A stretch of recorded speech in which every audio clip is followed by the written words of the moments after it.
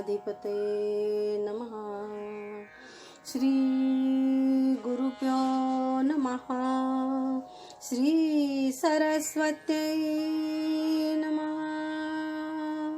आदिनाथ गुरु सकल सिद्धांचा मच्छिंद्र तयांचा मुख्य शिष्य.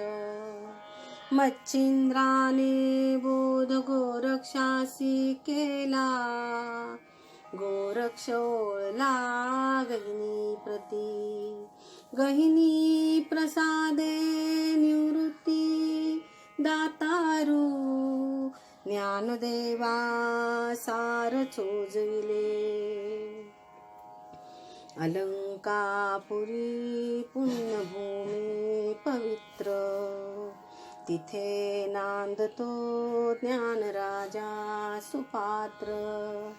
तया आठविता महापुण्यराशी. नमस्कार माझा सद्गुरु श्री ज्ञानेश्वरासी. ज्ञानराज माझी योगाची माऊली. ज्ञानराज माझी योगाची माऊली. ज्ञानराज माझी योगाची माऊली. ज्ञानराज माझी योगाची माऊली. ज्ञानराज माझी योगाची माऊली.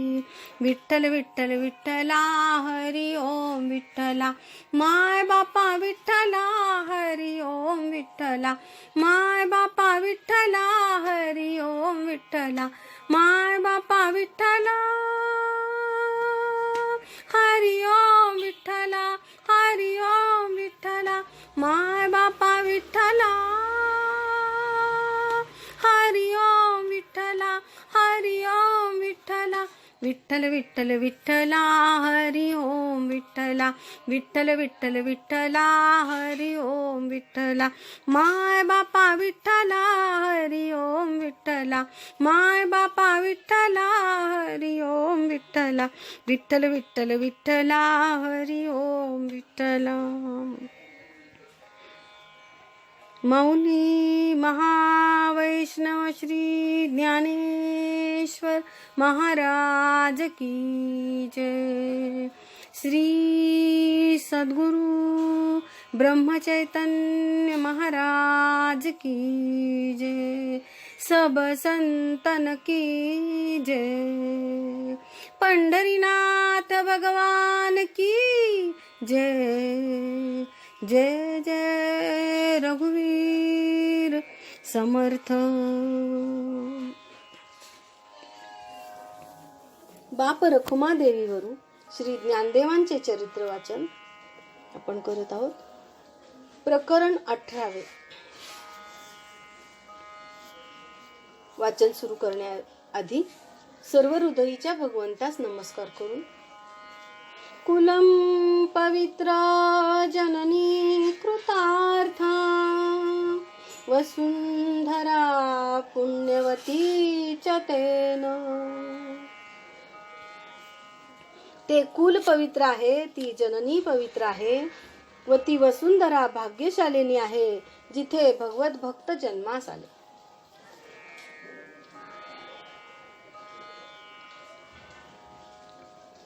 विठ्ठलपंत रुचा म्हणत आहेत. मार्गाने गती नित्य रूढ नियमे.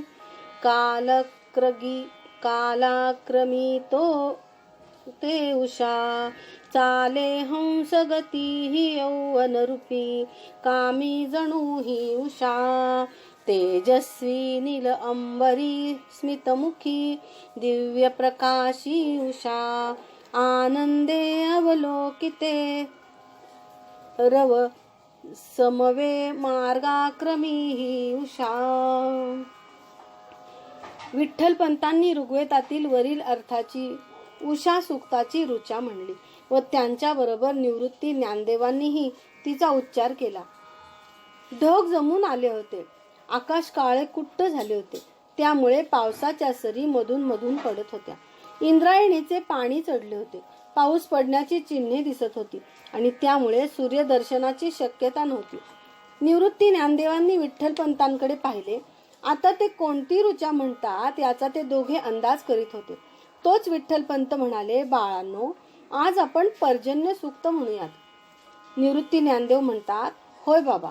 आणि विठ्ठलपंतांनी ऋग्वेदातील पर्जन्य सूक्तातील खालील अर्थाची एक ऋचा म्हणली. पर्जन्य प्रसवून वंदनीय ही सन्मान्य होते धरा. संभारान औषधी विपुलता संजीवनी मानवा. प्राणी मात्र तसेच वर्षुनी जला संतोष विदेव हा. देशांती धन धान्य देई सुखदा पर्जन्य देवावरा.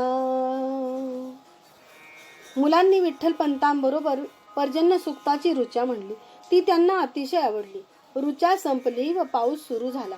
ज्ञानदेव म्हणतात, निवृत्ती दादा पाहिलेस, पर्जन्य देवाची स्तुती केली आणि लगेच पाऊस सुरू झाला. निवृत्ती म्हणतो, ज्ञाना, तू म्हणतोस ते खरे आहे, पण तू हे लक्षात घे की आत्ताचे दिवस पावसाळ्याचेच आहेत. तेव्हा पाऊस पडत राहणारच. हा वर्षकाल आहे, म्हणून तर बाबांनी पर्जन्य सूक्त म्हणले आहे. ज्ञानदेव म्हणतात, निवृत्तीदा, तुझे म्हणणे खरे आहे. असे बोलत तिघेही झोपडी मध्ये आले. निवृत्ती ज्ञानदेवाला जेव्हा काही सांगत असे त्यावेळी विठ्ठलपंत केवळ ऐकत असत. ज्ञानदेव चौघडीवर बसत म्हणाला, निवृत्तीदा, सस्य म्हणजे काय रे? ज्ञानदेवांचा प्रश्न ऐकून निवृत्ती अडचणीत पडला, कारण त्यालाही हा शब्द नवा होता. निवृत्ती म्हणाला, ज्ञाना, मला हीच शंका आहे. आपण बाबांनाच विचारू. विठ्ठलपंत हा संवाद ऐकत होते. ते त्यांच्या शेजारी बसत म्हणाले, सस्य म्हणजे धान्य, गवत. बाळांनो, एक गोष्ट तुमच्या लक्षात घ्या. निरीक्षणात आली का? नसेल तर लक्ष ठेवा. सस्य या प्रकारच्या धान्याचे किंवा गवताचे वैशिष्ट्य म्हणजे याला बी आले की ते सुकून जाते. त्यामुळे ज्वारी, बाजरी यांची कणसे काढून घेतात व त्याचे खालचे भाग गुरांना खायला घालतात. तर तांदूळ म्हणजे भात, गहू यांच्या लोंब्या असतात. ती रोपे मुळाचा वर कापून लोंब्या झोडपून त्यातून भात, गहू बाहेर काढतात. म्हणून दरवर्षी सस्य प्रकारच्या धान्यांची नवी नवी रोपे तयार करावी लागतात. ज्ञानदेव म्हणतात, आता लक्षात आलं. निवृत्ती म्हणतात, आम्ही या गोष्टी पाहिल्यात, पण याचा अर्थ आम्हाला कळत नव्हता. यावर ज्ञानदेव म्हणाले, मग बाबा, इतर धान्य व फळांच्या बाबतीत काय होते? ती झाडे तर मोठी होत राहतात. विठ्ठलपंत म्हणतात, ज्ञानदेवा, ज्यावेळी झाडाला फळे धरू लागतात, त्यात बीज धारणा होते, तेव्हा त्यांचीही वाढ खुंटते. झाडाच्या मुळातून येणारा रस हा सर्व फळातील रसाला, बीजाला वाढवणारा उपयोगी पडतो. त्यामुळे बाकीच्या ठिकाणचे रसप्रवाह बंद होतात. झाडाचा नाजूक अवयव, जी पाने, ती पिकून गळू लागतात. झाडे निष्पर्ण होतात, हे त्यांचे लक्षण होय. काही झाडे पाने पूर्ण गळून टाकणारी असतात, तर काही पूर्ण गाळून टाकत नाहीत. पुढे योग्य ऋतू येतात, झाडांना नवे कोंब फुटून नव्या फांद्या, नवी पाने, फुले व फळे येतात. याला ऋतुचक्र म्हणतात. त्यामुळे झाडे वाढतात. आणि विठ्ठलपंतांनी झाडे, वेली, झुडपे यातील फरक सांगितला. यावर निवृत्ती म्हणतात, बाबा, काही झाडांना फळे येत नाहीत, मग त्यांच्या बियाही नसतील, मग झाडे कशी येतात? विठ्ठलपंत म्हणतात, निवृत्ती, तुझे म्हणणे बरोबर आहे. काही झाडांना फळे येत नाहीत, त्यामुळे त्यांना बीजे नसतात. त्या झाडाची फांदी लावून नवीन झाड लावतात. पण त्याही बाबतीत फुलांचा बहर आला की झाडांची वाढ खुंटते, पण त्यांचेही पाने गळून पडतात. पण पुन्हा योग्य ऋतू येताच त्यांनाही नवीन फांद्या, पाने, पुन्हा फुले येतात. आणि विठ्ठलपंतांनी त्यांना हळूहळू वनस्पती शास्त्राचे ज्ञान दिले. दुपारची वेळ होती. निवृत्ती ज्ञानदेव नदीचा प्रवाह न्याहाळीत एका दगडावर बसले होते. पाऊस थांबलेला होता. बाजूच्या डबक्यात पाण्यावर काठावर बरेच बेडूक होते. तेवढ्यात एक घार उडत आली. तिची चाहूल लागताच काठावरील बेडकांनी पाण्यात उड्या मारल्या व ते पाण्याच्या तळाशी गेले. ते पाहून ज्ञानदेवाला नवल वाटले. त्याची जिज्ञासा जागृत झाली. त्याने निवृत्तीला विचारले, निवृत्तीदा, हे बेडूक काठावर होते, ते आता तळाशी गेले, मग त्यांना श्वास कसा घेता येतो? निवृत्ती म्हणतात, ज्ञाना, मासे श्वास घेत असतात, तसा श्वास घेत असतील. ज्ञानदेव म्हणतात, दादा, पण माशाप्रमाणे त्यांना कल्ले कुठे आहेत? निवृत्ती, मला माहित नाही, आपण बाबांना विचारू. असे म्हणून दोघे विठ्ठलपंतांकडे आले. निवृत्तीने ज्ञानदेवांची शंका विचारली. विठ्ठलपंत म्हणतात, ज्ञानदेवा, बेडकांचे हेच फार मोठे वैशिष्ट्य आहे. ते जमीन पाणी यामध्ये श्वासोच्छवास करू शकतात. तसे ते जमिनीखाली 6-8 महिने दडून बसतात, तेव्हा त्यांना श्वासोच्छवासाची गरजही भासत नाही. त्यांचे पूर्ण शरीर विजून जाते व पावसाळ्यात जमिनीत ओलावा शिरून जमीन मऊ झाली की हे बेडूक पुन्हा वर येतात. अशा प्रकारची बेडकांची ही सिद्धी पाहून पूर्वीच्या ऋषींनी त्यांच्यावरही स्तुतिपर सूक्ते रचली आहेत. त्यांनाच मंडूक सूक्त म्हणतात. ती ऋग्वेदात आहेत. ज्ञानदेव म्हणतात, बघ, मग बाबा आम्हाला ते सूक्त म्हणून दाखवता का? विठ्ठलपंत म्हणतात, हो, ऐका. विठ्ठलपंतांनी मंडूक सूक्तातील खालील अर्थाची एक ऋचा म्हणून दाखवली व त्याचा अर्थही स्पष्ट करून सांगितला. वृष्टीने प्रमुदित मंडूक जला स्वर्गीय झाली अशी, वर्णे चित्र विचित्र ती निथळती देहावरी शोभती, आवाजे सममंडुका हुलरिती वर्षा हिरव्या परी, हेरुनी अति मंडुके पकडतो त्या सावधे राहुनी. आणि मग विषय बेडकावरून गांडुळावर तसेच घसरत घसरत सापावर गेला. विठ्ठलपंतांनी मुलांना या प्राण्यांच्या उपयुक्ततेची माहिती दिली व त्याचे गुणदोषही सांगितले. विठ्ठलपंतांनी मुलांना दुपारी पद्मपुराण सांगण्यास सुरुवात केली. विठ्ठलपंत सांगू लागले, परमेश्वराने ब्राह्मण, क्षत्रिय, वैश्य, शूद्र हे 4 वर्ण उत्पन्न केले. ज्ञानदेव म्हणतात, बाबा, वर्ण म्हणजे जात ना? विठ्ठलपंत म्हणाले, ज्ञाना, वर्ण म्हणजे जात हे जरी बरोबर असले तरी प्रथम वर्ण म्हणून गुण किंवा धर्म म्हणूनच जाणत होते. जो ज्या गुणाचा असेल त्याप्रमाणे तो वागतो व कर्मे करतो, तो त्याचा धर्म होतो. धर्म म्हणजे स्वभाव. गुण व धर्म हे संस्काराने विकसित झालेले असतात. त्यामुळे जन्माजन्मामधून ते पुढे पुढे येत असतात.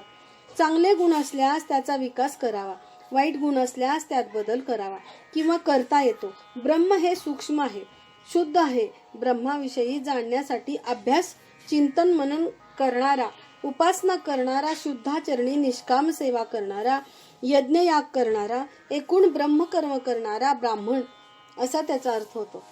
पण पुढे घरातील संस्काराने त्यांची मुलेही तेच कर्म करू लागली, म्हणून पुढे वर्णाचे रूपांतर जातीत झाले, एवढेच. ज्ञानदेव म्हणतात, ब्राह्मण ब्रह्मकर्म करणारे ब्राह्मण. मग ब्रह्मकर्म न करणारे कोण? त्यांचा वर्ण कोणता?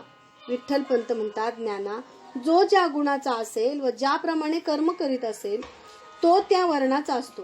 फार वर्षापूर्वी ब्राह्मणांची मुले क्षत्रिय, वैश्य व शूद्र ही झाली आहेत. ज्यांना काहीच जमत नाही त्यांनी सेवावृत्ती पत्करून शूद्र वर्णाचा स्वीकार केला. ते ज्या वर्णाप्रमाणे वागले ते त्या वर्णाचे झाले. क्षत्र म्हणजे सामर्थ्य, म्हणून क्षत्रिय हे योद्धे व शासक झाले. वैश्य हे व्यावहारिक बुद्धीचे, म्हणून ते व्यापारी झाले. पण कालांतराने घरातील वातावरणाने, मातापित्यांच्या संस्काराने व स्वतःचा पुत्र म्हणून अभिमानाने ज्याने त्याने स्वतःच्या मुलाला स्वतःच्याच वृत्तीचा घडवण्याचा आग्रह धरला व त्यामुळे वर्ण या पक्क्या जाती झाल्या. नंतर विठ्ठलपंतांनी ब्राह्मण, क्षत्रिय, वैश्य व शूद्र याची स्वाभाविक कर्मे वर्णन करून सांगितली. त्यांच्या आश्रमाप्रमाणेही त्यांच्यावर होणारे वेगवेगळे संस्कार व त्यांच्या विहित कर्माची माहिती दिली. ज्ञानदेव म्हणतात, बाबा, आपण तर कोणतेही ब्रह्मकर्म करीत नाही. असे असताना मग आपण ब्राह्मण कसे? शिवाय गावातील ब्राह्मणांबद्दल जे ऐकले आहे, पाहिले आहे ते सर्व ब्रह्मकर्म जाणतात व काही वेळा करतातही, पण लोक त्यांच्याविषयी चांगले बोलत नाहीत, असं का? विठ्ठलपंत म्हणतात, ज्ञानदेवा, लक्षण ही 2 प्रकारची असतात. एक बाह्य लक्षण व दुसरे आंतरिक लक्षण किंवा गुण लक्षण, की जे बाह्यता दिसत नाहीत पण अनुभवास येतात. बाह्य लक्षणही काही वेळा दिखाऊ असतात, म्हणून फसगत होते. यासाठी सहवासाने गुण कळतात व योग्य निर्णय घेता येतो. यासाठी पद्मपुराणात ब्राह्मणांचे लक्षण सांगितले आहे. ते काय आहे ते ऐका. क्षमा दया च विज्ञानम सत्यम चैव दमः शमः. अध्यात्म नित्यता ज्ञानम एतत् ब्राह्मण लक्षणम. ज्ञानदेव म्हणतात, बाबा हे मलाच आता चांगले समजले. तुम्ही आम्हाला अष्टांग योग साधनेची जी माहिती दिली त्यात शमहा दमहा हे आले होते. निवृत्ती म्हणतात, पण मग विज्ञान म्हणजे काय? विठ्ठलपंत म्हणतात, निवृत्ती ज्ञाना विज्ञान अतिशय महत्वाचे आहे. आपल्या भोवती पसरलेले सर्व विज्ञानच आहे. या विज्ञानाचा योग्य प्रकारे अर्थ समजल्याशिवाय आत्मविकास होत नाही. यावर निवृत्ती विचारतात, मग बाबा आपण हे आम्हाला आतापर्यंत का नाही सांगितले? विठ्ठलपंत म्हणे, नाही सांगितले कसे? दुपारच्या अभ्यासात तुम्हाला विज्ञानाचीच तर माहिती सांगत असतो. ते विज्ञान माहिती रूपाने गोष्टी रूपाने असे असते. प्रथमतः या विज्ञानाचे बाह्य स्वरूप समजल्याशिवाय त्याचे तात्विक स्वरूप समजणार नाही. ते तात्विक स्वरूप तुम्हाला श्रीमद भगवद्गीतेच्या शिकवण्याच्या वेळी समजून सांगेल. आता विज्ञानाबद्दल पद्मपुराणात काय म्हणले आहे ते ऐका. चतुर्दर्शना विज्ञानाम धारणा हि पदार्थतः विज्ञानमिति तद्विद्याध्ययन धर्मो विवर्धतः अदित्यं विद्याध्यमर्वे चैवोपलभ्यते धर्मकारेण कुवित ह्येताद्विज्ञानमुच्यते. अर्थ, पदार्थाची 14 विद्यांची धारणा तिला विज्ञान म्हणतात. त्याचप्रमाणे ज्याला जाणल्याने धर्माची वृद्धी होते, विधीपूर्वक अध्ययन करून ज्या अर्थाची उपलब्धी होते आणि धर्माचे पण कार्य होते त्यालाच विज्ञान म्हणतात. निवृत्ती ज्ञानदेवा, या श्लोकाच्या अर्थावरून तुमच्या लक्षात येईल की धर्माची वृद्धी व कार्य हे विज्ञानाच्या विधीपूर्वक अध्ययनानेच साध्य होईल. हे विज्ञान जर साध्य होईल तरच अध्यात्म ज्ञान प्राप्त करण्याचा अधिकार येतो. त्याच वेळेला वरील ब्राह्मणांची लक्षणे अंगी दिसून येऊ लागतात आणि तेव्हाच तो ब्राह्मण होतो. अन्यथा जन्मावरून ब्राह्मण म्हणणाऱ्यांना त्या ब्राह्मणपणाचा काय उपयोग आहे? उपयोग याचा अर्थ त्यांच्या आत्मविकासाच्या दृष्टिकोनातून काय उपयोग आहे? समाजामध्ये व्यवहारासाठी त्यांना कदाचित ब्राह्मणपणाचा उपयोग होईल. आणि मग विठ्ठलपंतांनी वसिष्ठ व विश्वामित्र यांचे संपूर्ण चरित्र मुलांना हळूहळू सांगितले. विठ्ठलपंतांनी ऋग्वेदातील 164 सूक्त गाळले, कारण ते कूट अर्थाचे होते. ते नंतर शिकवण्याचे त्यांनी ठरवून हळूहळू पुढील मंडले घेण्यास सुरुवात केली. उषा, सूर्य व इतर देवांची काही महत्वाची सूक्ते शिकवून ते पुढे जात होते. गणानां त्वां गणपतीं हवामहे गजानन स्तुती. त्र्यंबकं यजामहे सुगंधिं पुष्टिवर्धनम् उर्वारुकमिव बंधनात् मृत्योर्मुक्षीयमामृतात्. महामृत्युंजय मंत्र वगैरेंची माहिती सांगून षष्टमंडलापर्यंत आले.